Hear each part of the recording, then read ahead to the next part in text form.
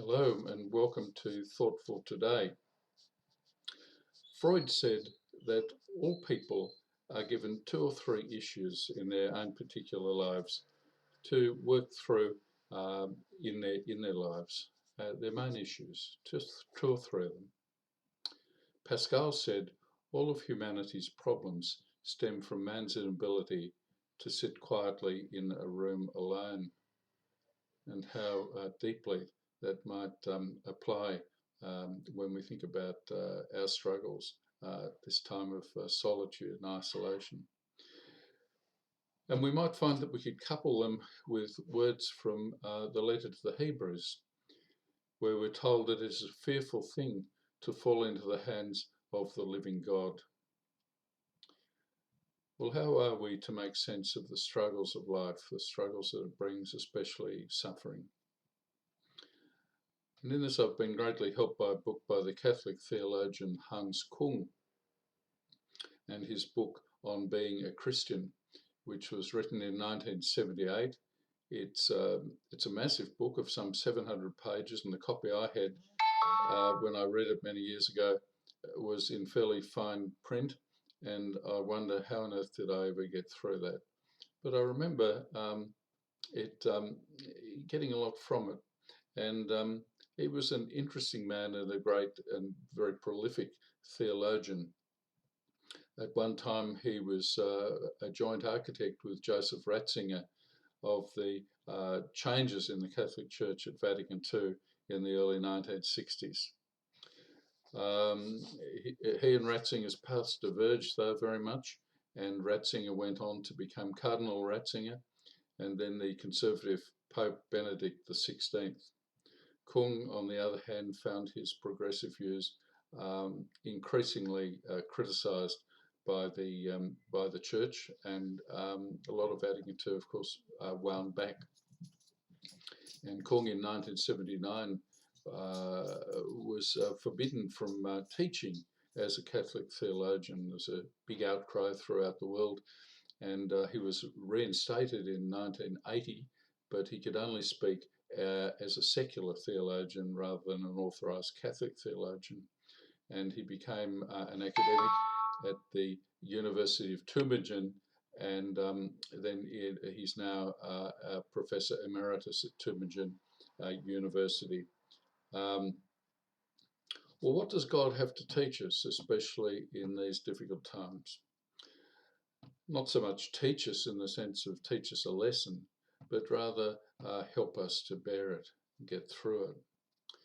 And particularly think of Kung's section where he writes about understood cross. And it's a theme very much with us in this Easter season of understanding the cross.